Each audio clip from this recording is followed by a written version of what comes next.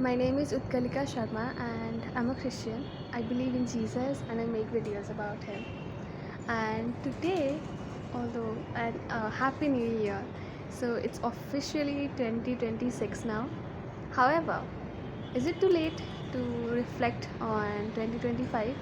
I would call 2025 my flight year because I never really, even till December 31st, I was like, I cannot sit and think about this. So today I thought let's make a video on this. Okay, and just what are the good and the bad things that happened this year, and just the conclusions that we can draw from it. Okay, so 2025 was a year that was not at all the way I had expected it to. Like during New Year last on January 1st, I had goals, I had prayed, I was like, these things are going to happen, and none of those things happened. And so many losses, financial loss, social loss, disappointment in my work life, relationships that were gone overnight, like, and I couldn't even do anything, and pets that I loved that I lost, and just deep disappointment that just shook me. Like, I'm like, how could this be? How could this be this way? Even like that's just how life went, and even I was not the kind of person that I had expected myself to be. I had expected myself to be this devout Christian, and half of the year, and I'm not justifying this, things were so painful. Again, I still can't justify how I responded. Half of the days I wasn't even being able to pray and just talk to God, and I would just look at him and I would tell him, I'm angry with you, God. And then let's say something happened and I would laugh with God, then I would tell him, but I'm still angry with you. And I would do that again and again and again, repeatedly I would do it. And the thing is, I still don't have the answer to a lot of things, and God did not, he did not give me this perfect clarity about everything, and that everything between him and me is just sorted now. Is that God did not defend himself, just like in Job's story. Job was like crying and complaining and defending himself how much he did not deserve that, but God was just silent. Similarly, for me, I was telling all of these things, and I I was just constantly like thinking about it, hoping that God would answer, hoping that God would give me clarity about these things. But it, it's not out of this anger that he did not. It's just maybe I didn't need it. What I did have is his presence. He was there, and that he stayed with me this entire time, and almost all of the time I would be looking at him like, I know he's God and I know that none of those things are his fault. So, and in every way he has shown himself to me, even during my worst days, even when I can't understand anything, I can't complain those things. But when I look at him, how can I say those things? So I would just look at him and I would be like, I don't know what to tell you, except I except I feel angry with you. I'm angry at you. And he would just laugh, and he would smile at me, and that was surprising because it wasn't like he was laughing at my pain, but it was like, you silly, kind of like that. It's like he could understand my anger, but and he was not invalidating everything that happened, everything that I went through, but his presence itself, him smiling at me, just it was just this wisdom that was there. It was this, like, of course God can laugh about it because the situation is big, but he's so much bigger than that. So it's just, and that, of course, that didn't solve everything in my mind, but it just gave me this it made my brain question everything that I was assuming, that God doesn't love me and all of those things. Like, because of how situation oriented I am, I wasn't able to trust him completely, but i I knew my doubts were not right. So that's how it was. And while all of these things were happening, many overtly good things happened. The year started with a very great thing, is that I was freed from this place that I was legally and socially trapped in. It was supposed to be a place of help, but it turned out to be a place that was almost like a prison for me. And there was no way out. Like, there is nothing I could do to free myself from there. But with God's help and guidance, and I when that happened, I was not expecting it to be, and I was not even trying to free myself from that place, but I was freed from that place. And so I knew that it was God who did that. So that was like one that was a huge deliverance in my life, and something that I would because of how painful it was. That's what makes the deliverance so great. And as I started doing YouTube again, and that was great. Another thing, I have been trying to be consistent. That God freed me from so many environments this year that were not good for me.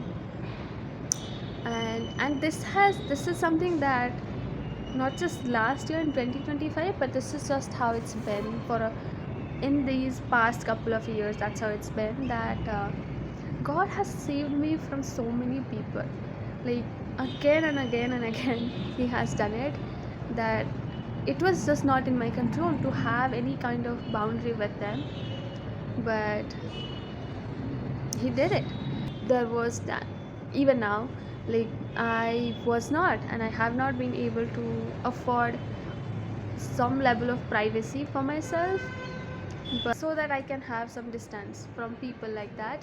So I have been like, I was bound by situation to stay with people like that, and God has repeatedly delivered me from them. This was never a promise, and this still is not a promise, but this has been something that God has just done it repeatedly. He has he has removed people when I was least expecting, and I have been able to have privacy due to the absence of people. And I am having to stay with 4 people, but 2 of them leave, and the room is just empty, and me and some other quiet person is there. So, like, it was just this privacy that I never paid for, but I was still blessed by.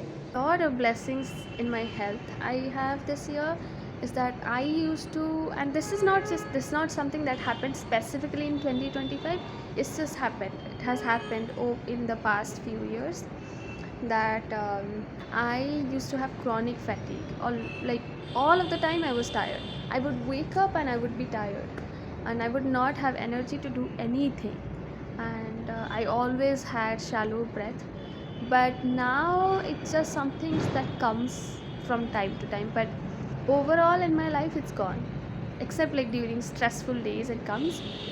And so that it I was such a tired person that it was almost like my personality. Like, I even in school I was never in sports, I was never in all the NCC or any kind of things like that, and that's just gone.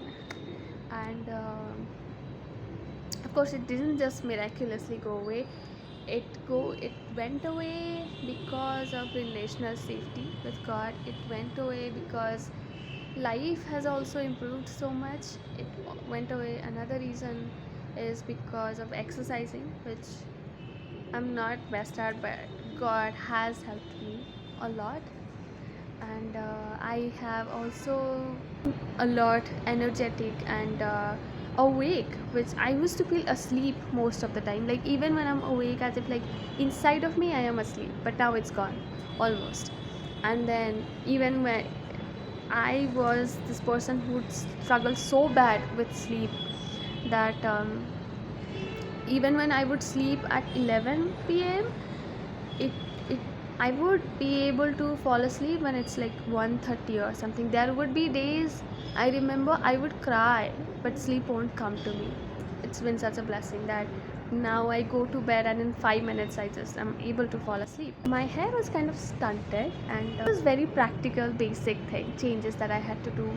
Like it's not like I'm getting like some expensive treatment or something, but I'm not like Rapunzel or something, but over time I have noticed significant changes in my hair. I used to have severe hair fall, and but now it's gone. And those are the things that happened. Those are the blessings that I received. And the countless blessings were there, countless. And there were a lot of changes that God brought in me that that I'm very grateful for. One of those things are being able to pray for others. I was not the kind of person who would enjoy. I initially I used to not enjoy praying for others, but over time God has put this. And He does that with all of us. But like such a burden to me. But now, like over time, God has kept me consistent in praying for others, and He has just given me this deep joy in praying for others, that this is one way I can love others, one way I can help others. In just like emotional insight that I have seen in myself, having a stronger sense, and I know myself better now a lot, and being confident. Not that I'm the best, but it's just because I know myself better, I'm able to like things and I'm able to improve. And if I would just keep telling you the things that God has done this year, I would keep talking till 2027. That's just how it was, and I look forward to uh, do 2026 perfectly. No, I would like to clarify that I am not this perfect Christian who is always grateful, and so many things that were so horrible that happened, and so many ways I was horrible. So I just hope that that comforts you, that you are not alone, but God was with me and God is with you. And this year I have lived in so many different places, uh, like emotional environment with so many different people, different districts, different states, different um, not so many states, when it like two different states with different climate, culture and food. Every roof that I have rested under, every place that I have walked in, every time I looked up, God was there, and He was smiling through all the days of this year. When I was horrible, He was there. When I was great, He was there. And He will be there for you and with you as well. So if you know Him, hold on to Him, and if you don't, seek Him. And I hope this blesses you, and keep watching to know more about Jesus. Bye.